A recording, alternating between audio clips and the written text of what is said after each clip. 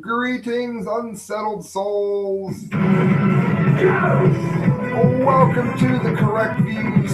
Sam I be the Gangi doing political commentary for the Media Speaks. And what is I gotta ask before I get in? It is time, of course, for the Dunce Cab of the Month Award. VLC has a mind of its own. Dunce Cap of the Month Award. Let me ask you something before we get into it. What the hell have they done to contact lens solution within the last few years? Look at this. No, I'm not stoned. That'd be both eyes. Like it looks like the eye of death. I'm gonna have to get like an all natural one, and I say that because I'm gonna wear these. These are the Buddy Puff sunglasses, which is normally what I do when I'm doing his fictional character. This is the Dunce Cap of the Month award. That is very much not Buddy Puff. It is Sam McGangie with a very red eye. Anybody listening, let me know if the all natural stuff works to get rid of that because I never had this problem before. Friends, we're going to get directly into the Dunce Cap of the Month award, and we're going to do so by pointing out the insanity of Wisconsin public school because they are going to spend nearly $500,000 on Black Lives Matter. What do you need to know? They wake up every morning looking for a new way to be a victim. Am I saying that black people historically have never been held down? No, of course they have, oftentimes by their own people. But again, this whole race thing needs to go. There's one race, if I can say it, one race, and that'd be the human race. We're arguing about pigment color here.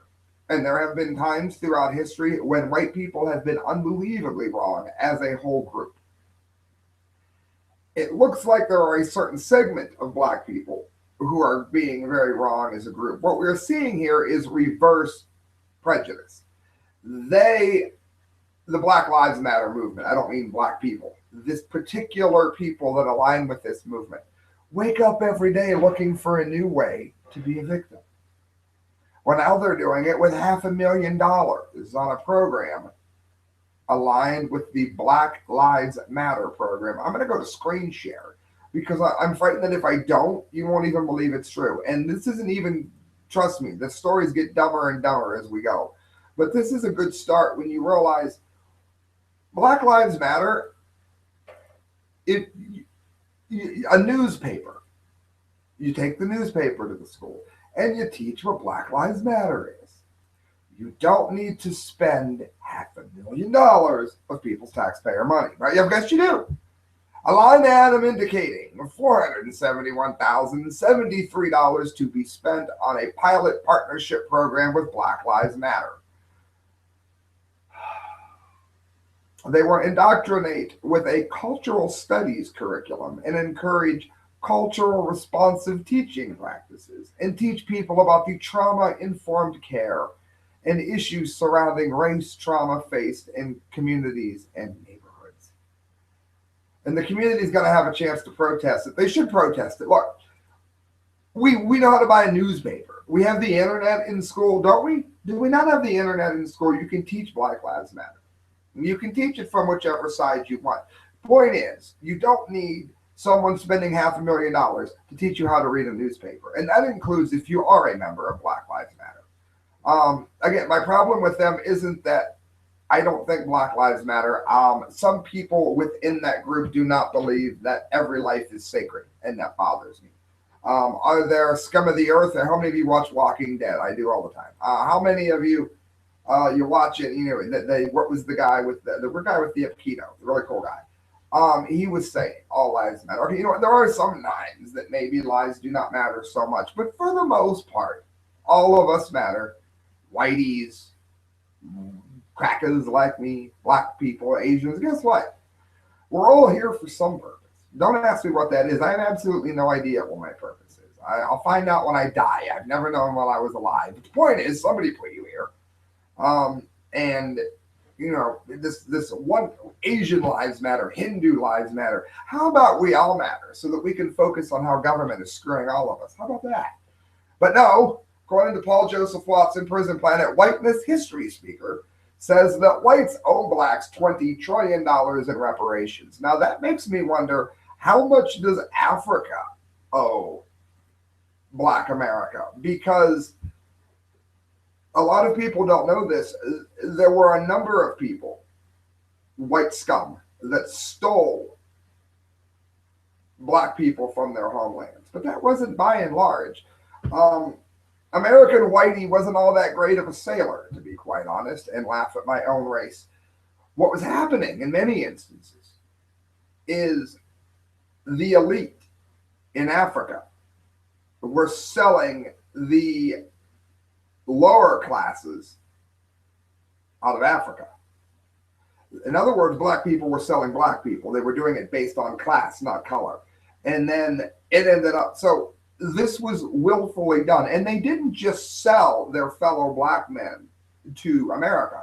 They sold them over just about every country that they could get away with that was doing such things at the time. Thankfully, white people with a conscience ended it. You never hear that. Okay, you only hear about the awful white people. It automatically assumes that everybody that's alive that's white now suddenly would have been in favor of working a person to death. That's insulting. But it says video has emerged of a speaker in Portland Community College Whiteness History Month asserting that whites owe Blacks $20 trillion in reparations for slavery. The white speaker, whose identity remains unknown, states that white people owe reparations, but not only for the enslavement of Africans. They owe reparations for the ongoing colonialization of Africans in the United States. I'm sorry, that is simply BS. I don't remember a time that I've never gone to school with people of color, worked with people of color. I don't remember any place I've ever worked at wanting to only work with one race. I can understand not wanting certain cultures. No, you probably don't want a violent redneck in your club. You probably don't want somebody with their pants sagging and with a gun in their hand. White or Black, it's probably a bad idea. But in terms of people dislike cultures, but most people don't dislike other people for the color of their skin. Now, it said the facts completely contradict what this race-baiting narrative says, because whites living today are responsible for slavery in the United States. He says all white people sit at the pedestal of oppression of Africans. All white people have benefited from the accumulated value of the slave trade, she adds. Excuse me, I said he. Claiming that white people are responsible for the ongoing murder and oppression of African Americans. Now, Paul Joseph Watson does an excellent job here, and I'm going to quote what he says. American Blacks enjoy the highest standard of living of any Black population on the planet, earning an average per capita income that's between 20 to 50 times higher than the African countries from where they were displaced. Does that mean that their families should have been sold into slavery? No. It's just fact that we don't, by and large, think that way, nor should we. Throughout history, virtually every race has been involved in slavery. The Islamic slave trade murdered over 112 million Blacks and was far more brutal and lasted far longer than the slave trade did in America. More whites were abducted and enslaved by Muslims than the number of Blacks enslaved by whites. In the U.S., only 1.4%, less than 2 out of 100, 1.4% of whites owned slaves at the peak of slavery, compared to 28% of free Blacks who owned slaves. In other words, the free Blacks were owning more slaves per capita than the white people. Want to know what whites did? It wasn't me. My country was probably somewhere between Sicily and starving in Ireland at the time. Look up the Papa famine. We probably weren't even here. If we were poor. The people that were owning slaves were probably the early Rockefellers. I don't know. I mean, who are the plantation owners that have moved on and opened up big corporations today? And guess what? It wasn't your name and my last name. You couldn't, even if you were immoral enough to want to back then, you usually weren't able to afford it. Only 6% of the 10 to 15 million Africans transplanted from the New World ended up in America. The vast majority of them went to South America. South America owned more slaves than North America did at the time. Whites were the first in the world to end the slave trade. White people were the first to encourage everyone else in the world to end the slave trade. And lastly, slavery was ended in the West as a result of the sacrifice of hundreds of thousands of almost exclusively white men. So don't give me this BS that we are racist. There are a lot of us that dislike certain cultures. We'll get to that in a minute. If you're encouraging getting yours at the expense of everybody else, then we probably don't like you, and that isn't color based. The last we're going to do for it, this is why it's the dunce cap of the month, the dumbest stories. One more from PJ Dub. A white person smiling at a black person is a racist microaggression. If it sounds stupid to you, it's because it's stupid. If it doesn't sound stupid to you, then you're likely stupid. Students who attended a Whiteness History Month presentation at Portland College coined the term white guy smile while agonizing over whether or not a white person smiling at a black person is a racist microaggression. Now, when I was growing up, and I'm sure unless you grew up on the moon, you were taught that a smile is the easiest way to get to know somebody. You don't have to scowl to not smile, but out of all the facial expressions you can pick, a smile. Now, we live in an age where if you smile at the wrong color, if the person has the wrong pigment of skin and you smile at them, you have committed an act of microaggression against them. Oh my God, where does this stupidity come from? Well, here's one place. The video clip begins with a white student grappling over whether or not to look a person of color in the eyes when he walks past them. Yeah, because, you wouldn't look, if you look somebody else in the eyes, then why wouldn't you? This doesn't make any sense. It sounds like this person has a problem that they're trying to paint everybody else with. There's all this stuff wrapped up in how we meet or how we don't meet each other's eyes. Another white female student then discusses how her black relatives will always talk about white guy smile. That awkward smile when they don't know what they're supposed to do. And this goes back to someone thinking something happened to them when in fact it doesn't. Let me explain to you how this happens. You hear African Americans sometimes, not all, I'm not going to paint with the racist brush here. Many times, people of color, we can say black people here, it's not hateful. I'm a white guy, hello. Even though I've got Mexican in me, fine, whatever. There's an issue here. When I was driving taxi, you hear people say, oh yeah, a cab rolled up on me and locked the door as soon as they saw me because I'm black. That's not true. It's because you were human. When I was driving taxi, if there was like a 10-year-old girl on the side of the road, I would still lock the door. She could be a white girl holding a Bible. When you drive taxi, you lock the door for everyone. That smile that you get is probably the same smile that a white person gets. But because there is this perception of this huge race problem, you just don't see it as such.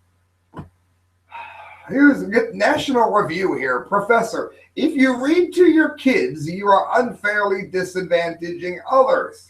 I told you, dunce cap of the month. They only get stupider as we go. Bedtime story privilege. According to a professor at the Uni of Warwick in England, if only I sent dunce caps overseas, parents who read to their kids should be thinking about how they're unfairly disadvantaging other people's children by doing so. In other words, since some parents don't know how to read, if you do know how to read, you should make your kid as stupid as the other parents to help somehow the whole world get dumber.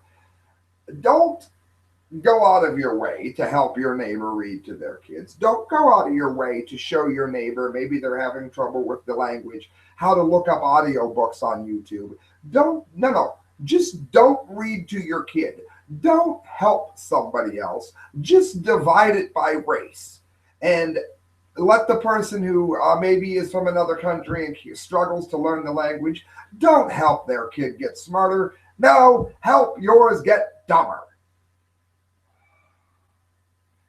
In an interview with the ABC radio last week, philosopher and professor Adam Swift, same not very, said that since bedtime stories activities do indeed foster and produce desired familiar relationship goods, he wouldn't want to ban them. Well, how very white of him.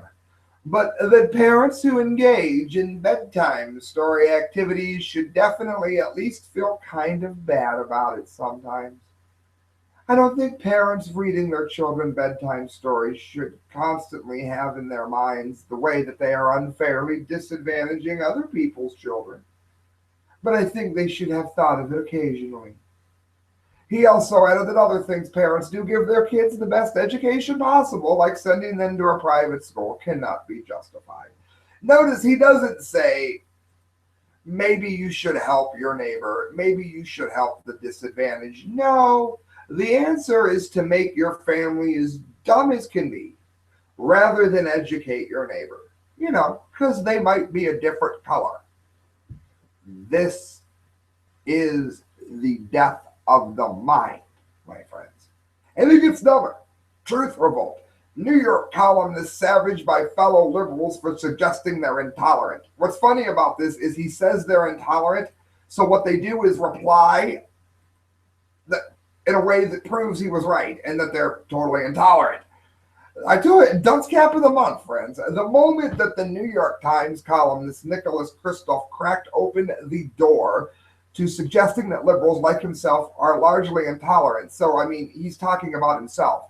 His liberal readers burst through and trampled him beneath their tolerance. I love the way that's worded. Kristof's op-ed column was entitled A Confession of Liberal Intolerance, and it began like this. We progressives believe in diversity, and we want women, blacks, Latinos, gays, and Muslims at the table, as long as they are conservative. You don't believe this? Ask Milo. He'll tell you. Universities are the bedrock of progressive values, but the kind of diversity that universities disregard is ideological and religious. We're fine with people who don't look like us as long as they think like us. So he's right. So what's this? What kind of dumbass replies does he get? Much of the conservative worldview consists of ideas that are empirically known to be false. No, that is absolutely not true. There's one lie.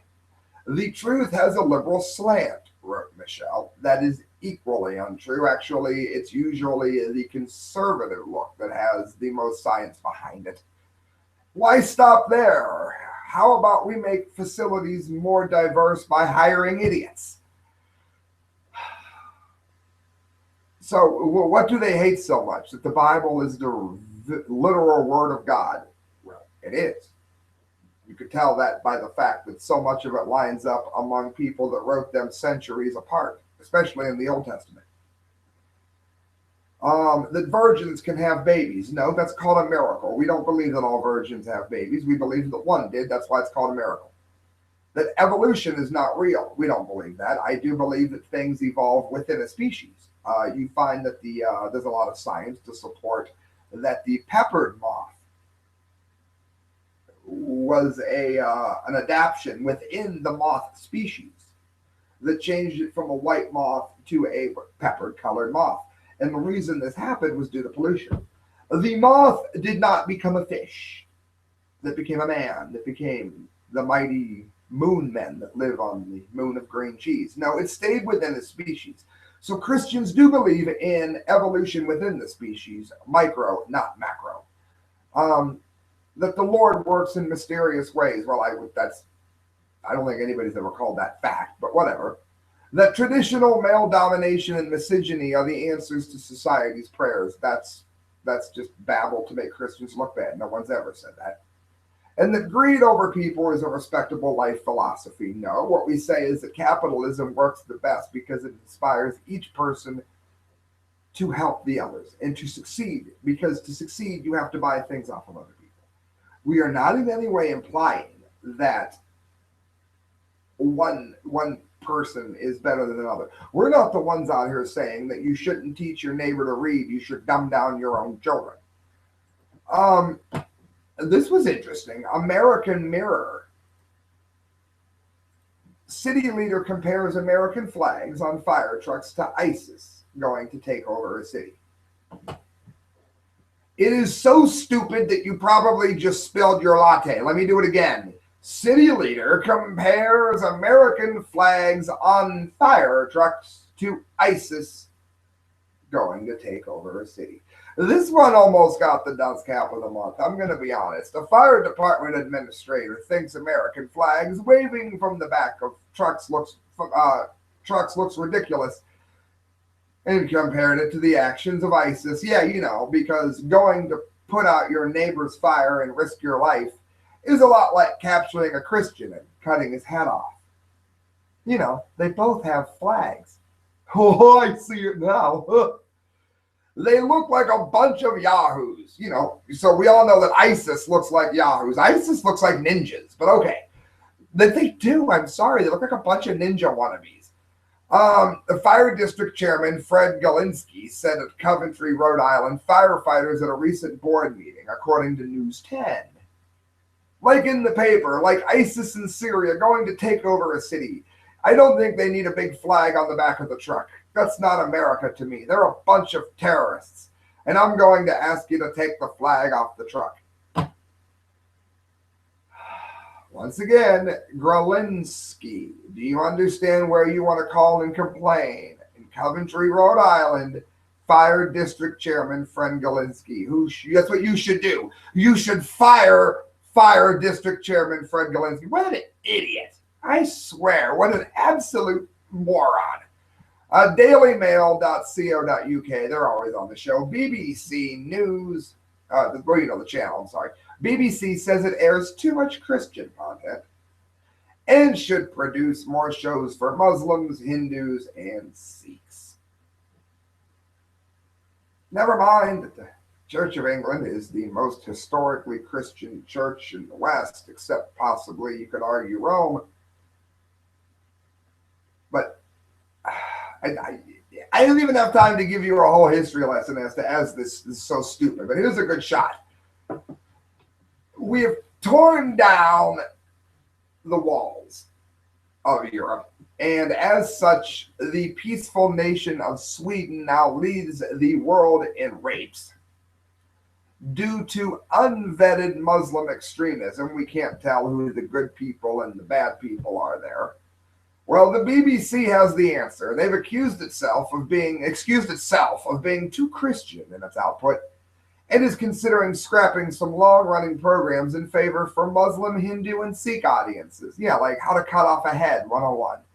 Aqil Ahmed, the broadcaster's head of religion and ethics, compiled a report following consultation with non-Christians who expressed their belief that the BBC is disappropriate in its religious content.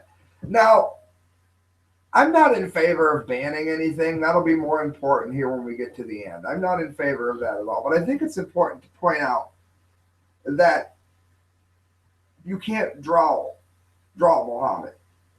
Somebody had a fit. But you can pretty much make fun and belittle Christians any way you want to. That's perfectly okay. Now the very countries to whom are great because of their Christian fundamental heritage are going to betray it for a religious equality when many people of this other religion have no desire to do anything but bring harm to the existing institution. That doesn't make any sense. The feeling is that while there are plenty of shows that celebrate Christianity, there are too few of other faiths. A BBC director, General Lord Hall, has been handed a dossier and is believed to be giving thorough consideration to suggestions. It comes after last week's white paper on the BBC ordered the broadcaster to offer more for ethnic minorities.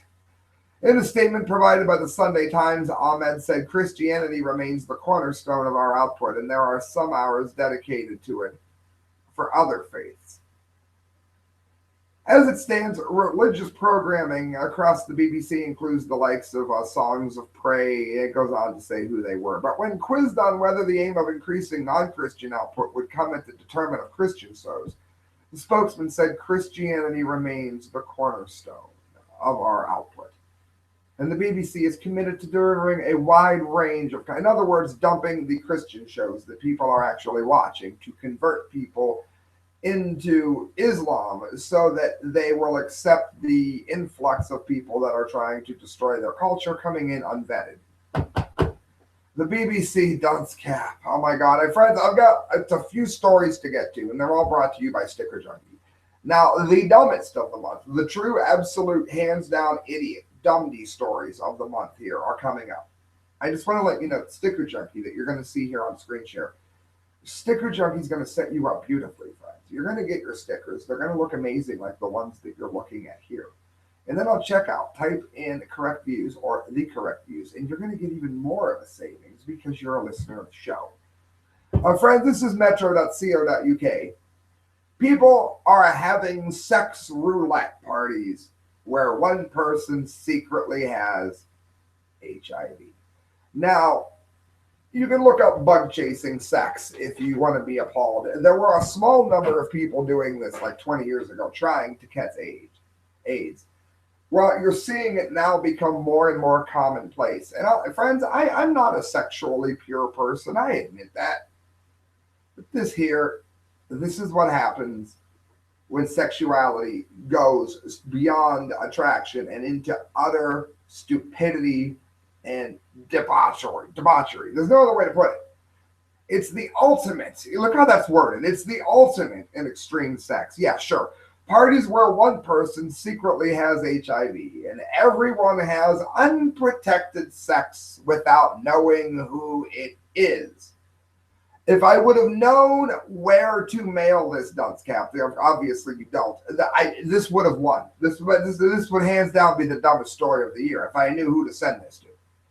Doctors in Barcelona have claimed that sex roulette parties taking place usually among gay men, and that echoes previous reports of such parties among wealthy people in Serbia. The thrill comes from knowing you might be infected. People who claim to have attended such parties say, "Yeah, you might be infected. Isn't that a thrill? You can get cancers and colds. You can never feel good again. You can take upwards to 20 to 25 pills every day that you probably won't be able to afford. You'll have wasting syndrome. You'll lose your eyes. You'll have trouble getting an erection. Doesn't that sound great? AIDS is wonderful. Fucking moron." Dr. Joseph Malalos of Hospital Clinic, Barcelona, says that the parties are a sign that people have lost respect for HIV in a report, El Periodico.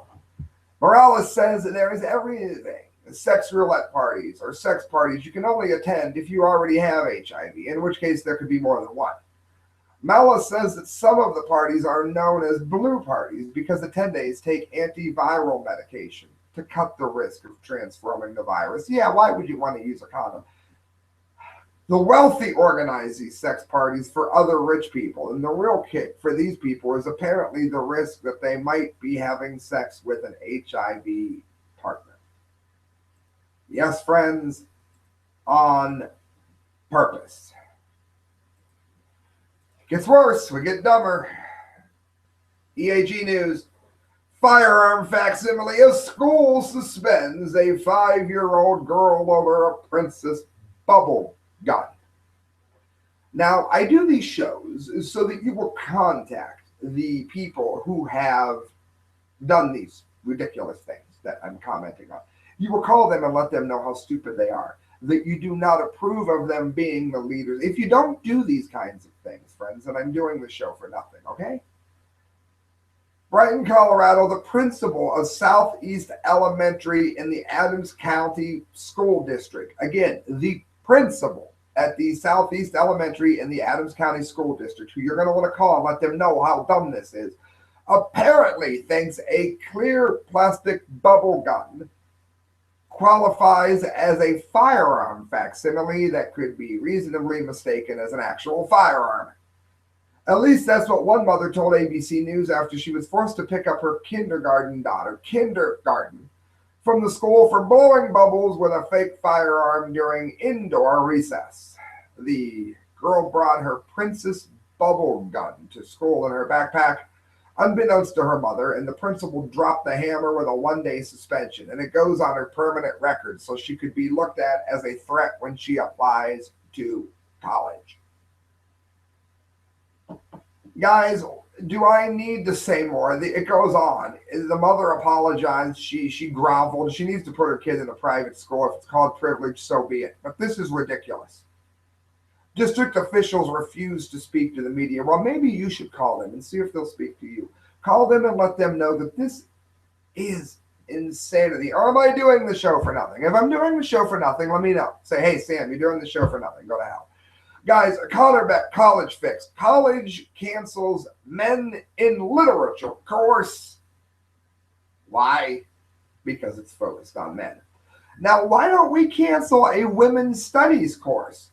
Since women study, every liberal has to liberal arts degree. I took women's studies, and I am so enlightened. It's why I talk like this and have a butch haircut, because I took women's studies. Why don't we cancel women's studies because it focuses on women too much? No. Men, you can do anything to men. If they're Christians, you can kill them. It's like flying a flag in the back of your truck, I hear. A Men in Literature course taught successfully for 8 years at Springfield College has now been canceled after campus officials complained that the class was too focused men. They are accomplished male writers. The popular humanities department approved course was taught by a doctor, Dennis Gowles. Campus leaders, prior to axing the course, accused the scholar of turning the English class into something of a men's gender class. Well, we have female genders class. Why can't we have male genders class? No! Springfield College friends, contact them. In return, Gals changed the curriculum to appease campus leaders' concerns, but to no avail. Today, he accuses campus leaders of playing politics and undermining academic freedom. Faculty members and college administrators should make these decisions on the basis of legitimate educational principles, not ideology, he said to the College Fix.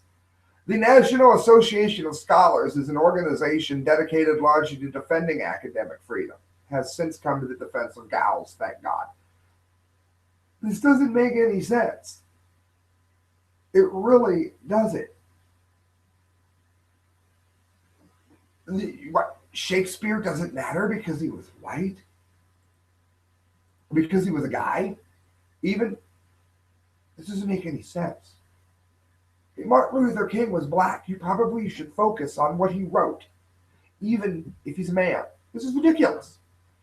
Guys, we got the Dumpty of the day. It has arrived. Let me get the music ready. Oh, yes, the Dumpty music. Are you ready? Happy May Day. Minnesota governor declares May 23rd Beyonce Day because of the singer's powerful, positive messages to women and girls.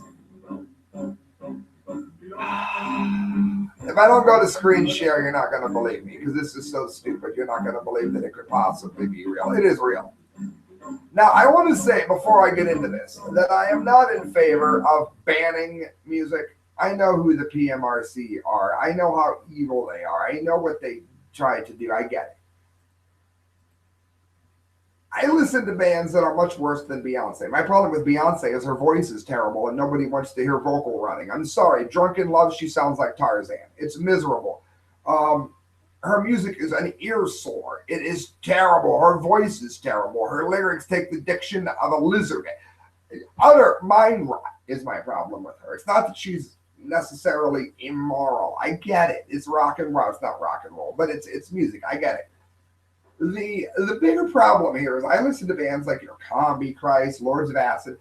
I don't think Lords of Acid even though I like them. Like them though I do. Lords of Acid might not be a good role model for your daughter when she's like 10, since they sing about things like anal sex. I know. That's unusual, I guess. Minnesota's governor, who wins the Dunce Cap of the Month award, has decided to get information and has declared Monday Beyonce Day in the state ahead of the singer's performance in the Twin Cities. Beyonce Day. The woman who glorifies prostitution, who stays with a cheater. Nothing empowers a woman like staying with a cheater. I can't find my dunce cap. I need my dunce cap. Governor Mark Dayton, who wins the Dunce Cap of the Month award, proclaimed May 23rd, 2016 as Beyonce Day because of the singer's influence on many young girls and women with a powerful, positive message in her song. Thank you. Positive message. We'll get to that in a minute. The declaration recognized the 34-year-old Houston singer's success in the music industry. Hitler had a lot of success in the military. That doesn't mean he had a powerful, positive message. There's the whole thing. There's the whole, you can pause it. It's on screen share.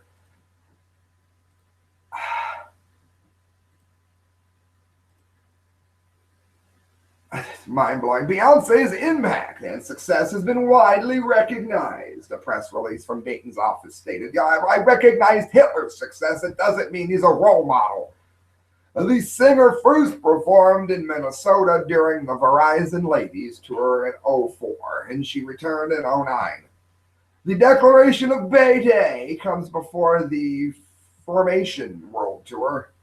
Thousands of fans have gathered at the stadium, but forecasts are showing that a storm threatens. Role model. Beyonce and Jay-Z have joined forces to talk about the cheating, of which she made an album about. She created a fake demon that comes out of her named Sasha. And the demon makes her do dirty things. Now, do I listen to satanic? I've listened to some Slayer. I don't like Ariah's vocals, but musically they're all right. A little sloppy, whatever. I'll listen to death metal. It's fine. It is not a role model for a young girl who cannot separate fact from fiction. For those of you that do not get tortured with being forced to listen to this trollops music like I do, let's take a good look at what her role model is. Just one song here. This is Partition. She's talking about driving in a car. She finds a guy at the bar, flaunts her ass at him. The man ain't never seen a booty like this. She's referring to herself as Yancy. I sneezed on the beat and the beat got sicker. Yancy all in your mouth like liquor. So, flash your ass at a guy at the bar and put your tongue down his throat, then get in the car with him, and here is your role model lyrics. Driver, roll up the partition, please. I don't need you seeing Yancy on her knees. Yes, all little girls, you need to know what a blowjob is. It's a positive message. Took 45 minutes to get all dressed up, and we ain't even gonna make it to this club. So be so sex crazed that you do it in the back of a limo.